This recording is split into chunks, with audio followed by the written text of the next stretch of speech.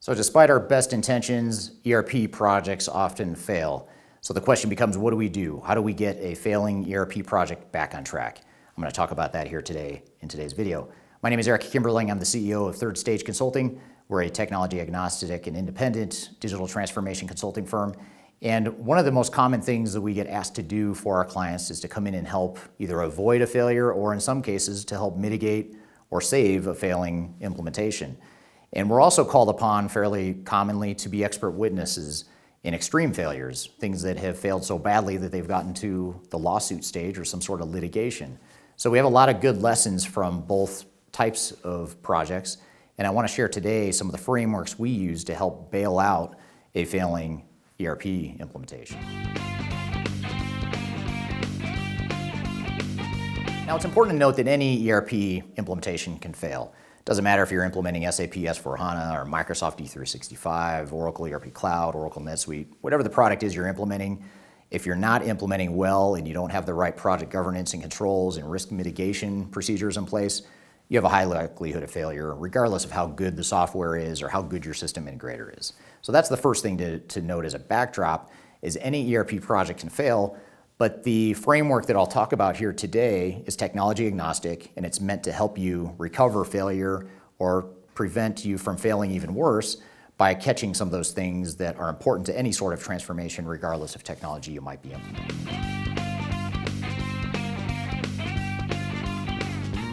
Now, the best thing we can do to clean up a failure is to avoid the failure in the first place. And the framework I'm going to talk about here today is helpful in assessing a failure, but it's also helpful to make sure that we can mitigate and ensure that there's controls in place to mitigate risk for existing implementation. So even if you're not quite in failure mode yet, or you're just seeing some early smoke signs during your transformation, the framework I'm going to share today will help you as well. Now, when we're going in to recover a failing or a failed ERP implementation, it's a lot like a SWAT team. We're parachuting in some experts to quickly triage, get a lay of the land, and figure out how can we quickly get this project back on track and stop the bleeding. And a lot of times what we'll do is we'll have a framework that starts off something like this, and this is a very simple framework. And generally in the course of anywhere between 2 weeks and 4 weeks on average, because we don't have a lot of time, we've got to fix this quickly because we're in trouble typically. We'll come in, we'll assess the situation, we'll figure out where the current lay of the land is and where the biggest problems are and what the real root causes of the problems are. We'll analyze and make sure that we identify all the risks that have been percolating throughout the project. And we'll also prioritize those risks. And that's a big part of what we do here is we not only analyze a laundry list of all the things going wrong, but we've got to get quickly to the root cause and the highest priority root cause issues so that we can start attacking those things first. We don't have time to change everything overnight, so we've got to start somewhere. We're going to prioritize and figure out the biggest areas of deficiency and problems that we're seeing. And then finally, toward the end of that 2 weeks or 30 days, depending on how big and complex the project is, we make some recommendations of what it is we need to do to get the project back on track. And I'm going to unpack this a little bit more and talk more specifically about how we do some of this stuff, but this is just a real simple framework to keep in mind as you think about how can we assess, how can we analyze, and how can we get some quick recommendations to get our project back on track.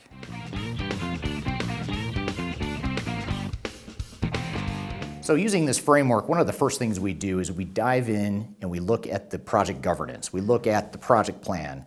We look at the planned plan versus the actual plan. We look at the resource plan. We try to understand how decisions are made. We look at what kind of documentation exists around how the project is being managed. We look at project status reports. We look at executive steering committee updates.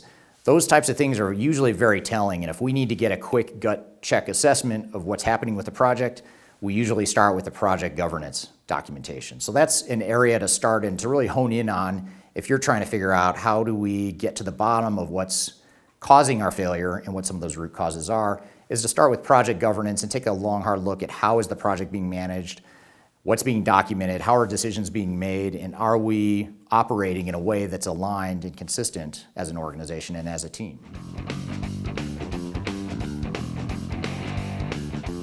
Now, Now, the other thing we do is that we will evaluate the documentation related to business requirements. So we start off by looking at the project governance, then we work our way down to business requirements. And we want to understand how well were business requirements defined, because oftentimes we find that requirements either weren't very well defined or they were well defined, but then when we started to design the software, we didn't go back to make sure that we're actually implementing something that met those requirements. So if we can't find evidence of documentation that the requirements exist and that we've got requirements traceability, then we know there's a problem. We also know that if we don't have good, solid documentation around requirements, then there probably isn't good, solid documentation around our business processes and what our future state process flows are going to look like. If that documentation doesn't exist, it means we can't define what our change impacts to the organizations are. It means we probably can't do organizational change management very effectively. It means we probably can't test the software very effectively. We probably can't train people very effectively. So we look for that documentation and we assess not only does it exist, but how well and how robust is that documentation.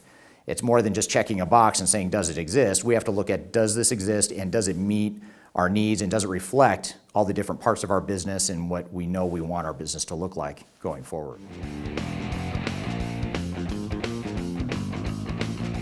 Now, the third thing we look at is project resources. So now we look at roles and responsibilities and who's doing what on the project, what type of project manager do we have in place, what kind of core team members do we have subject matter experts involved throughout the organization?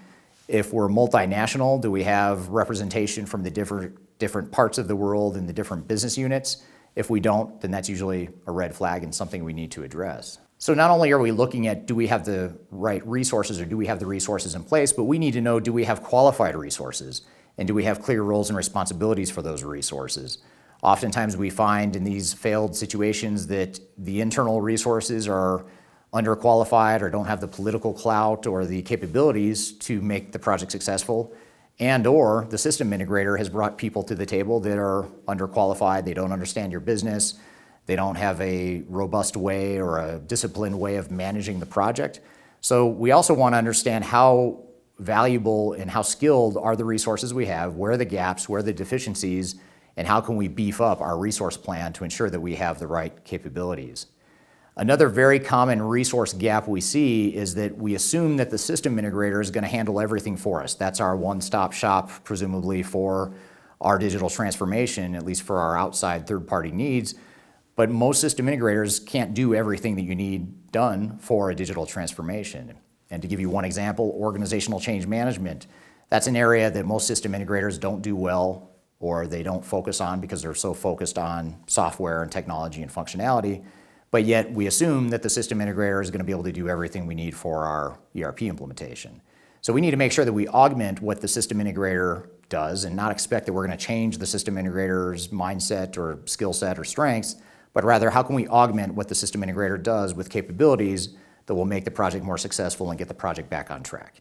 So that's an example of how we can look at project resources, the quality of resources, and make sure that we've identified all the functional areas that are so important during a transformation like this.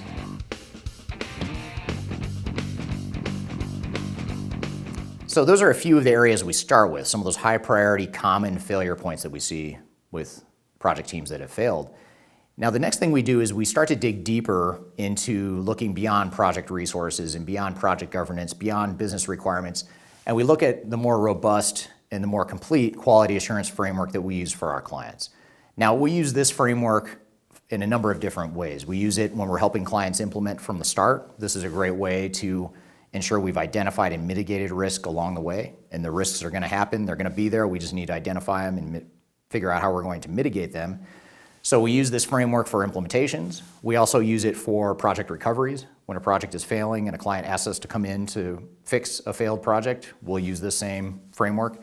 And we also use it for our expert witness engagements. So when a client hires us as a part of a lawsuit to opine on whose fault it was that a project failed or to at least analyze why a project failed, we use this exact same framework. So this is a very battle-tested framework in some very extreme conditions and some very severe failures, and we've used that framework to help identify where the risks are as it relates to a failure, and this is some ways that we can identify additional risks beyond the ones we've already talked about. So, for example, when we're looking at this risk mitigation framework, we might look at something around, let's say, configuration and development. We want to understand how well, and we want to dig deeper into how well we've configured the software. Did we do too much customization? Are there customization failures or technical failures or risks we've introduced by customizing the software? And really starting to poke holes in the technical solution itself. We talked a bit about organizational change management. This is a very common one where we dive very deep into this area. Depending on where you are in the process and how far along you are in the project, there's different things that we would expect to see at certain points, and we assess how well this stuff has been done, and oftentimes we find that a lot of change management has not yet been done, and that's a culprit of why the project is failing. So that's another area we commonly dig into. Master data management, that's another one that we see companies really struggle with, and the wheels start to come off when they start introducing data into the mix, because the data's dirty, it's redundant, it doesn't match what we need it to be to go into the new system, and there's no plan to clean the data, there's no plan to migrate the data, or we haven't stress tested the system to make sure that we load actual data to test the system to make sure it flows the way we need to. All those things are common problems that companies run into, and if we haven't mitigated these things up front, which we would have caught if we had this framework in place from the start, but if we didn't, this framework will identify those as failure points and things that we can start to mitigate to get the project back on track. Another thing we look at in this framework is the architecture, just as an example. There's actually 13 things here, but just giving you a few examples here. Architecture is something that oftentimes doesn't get looked at by your system integrator, especially if you're talking about third-party systems that aren't being provided by that vendor or aren't supported by the system integrator.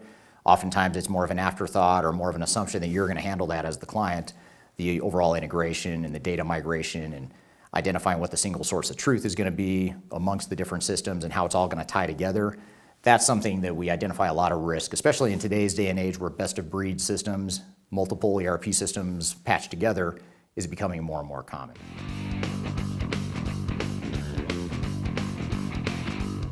So some of the common themes we see after coming out of this QA assessment that I just talked about here, there's some common problems or mistakes and root causes that we see as we're going through the process and doing our assessment of what went wrong in this failure. One is overall alignment. The project just isn't aligned. Either the work streams are not aligned with each other, or the project itself is not aligned with the overall objectives of the company. When we have misalignment like that, it doesn't matter if we have the right answer or the right strategy or not. The fact that we're misaligned completely undermines that strategy and that overall approach. So we need to make sure that everything we're doing is aligned, it's realistic, we have clear understanding of how this all ties together and how it supports a bigger picture. And a lot of times the team doesn't understand it, the executives are disconnected from what the project is doing, the project team is disconnected from what the executives want, and that misalignment is a recipe for disaster. And oftentimes, one of the simple fixes is to get back to the basics of what is it we need from this project and how can we get the team aligned and sharing a common vision for what this transformation is. And that might mean we've got to hit the reset button or the pause button on the overall project. But getting that alignment is something that's very important and something that we often see as a root cause of failure. Another thing we often see is documentation doesn't exist. If the documentation doesn't exist, it's very likely that whatever the topic is doesn't exist at all because it hasn't been documented, whether it's a requirement or a project control, project governance, roles and responsibilities, an implementation plan. There's a lot of gunslinger type of system integrators out there that don't really manage to a project plan. They'll create one up front, but they don't manage to it and use it as a management tool. And then the third thing that we often see in these cases is ownership or lack thereof. The team doesn't own the project. They're assuming the system integrator is handling everything, and there's a lack of ownership and also a lack of understanding of what the system integrator is doing and what your outside consultants are doing. So those are some of the things that we commonly see as we go through this QA assessment. Those are the common themes that we hear oftentimes with projects that have failed or that have struggled. So once we've done this assessment, we get to the point here where we recommend a remediation plan. How are we going to get this back on track? What are the things we can do in the first 30 days to make immediate progress? What are the things we can do in the next 30 or 60 days after that to eventually where we're back to the status quo of managing the project in non-crisis mode? So the key again is to prioritize and really tackle those low-hanging fruits and those deepest root causes early on, which can be very hard to see and ascertain if you haven't done these types of projects before. It's a lot easier at times to really focus on the symptoms and the things that you see on the surface, but what we try to go after is the root cause of why are those things happening, and usually there's a deeper reason why you're seeing some of those symptoms, and that's what this whole framework is meant to address. So once you've done that, a lot of times there's different options you have. It might be that it's time to hit the reset button and start over. Most of the time, the situation is we've made some good progress. It was a lot more painful than it needed to be. We can build on what we've done, but we need to pivot and redirect and refocus the efforts going forward. That's the most common theme that we see when we're putting together a remediation plan.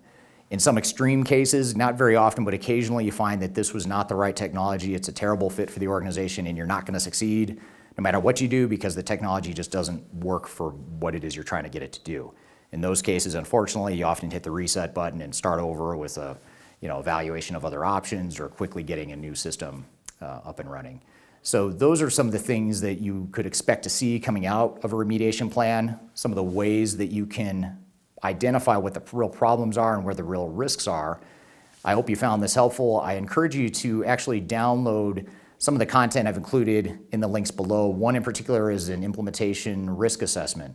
If you take this risk assessment, it'll spit back to you what your risk level is and what some of the remediation things you should be doing to keep your project on track. It's a great tool. It's an online tool. It's free. I've included a link to that below, so I encourage you to check that out. And I also ask you to please like the video if you liked it, provide any comments you have, any failure points you've seen or challenges you've seen in your transformation. I'd love to hear about it. Love to hear your feedback. Thanks very much for your time. Hope you found this information useful, and we'll talk to you soon.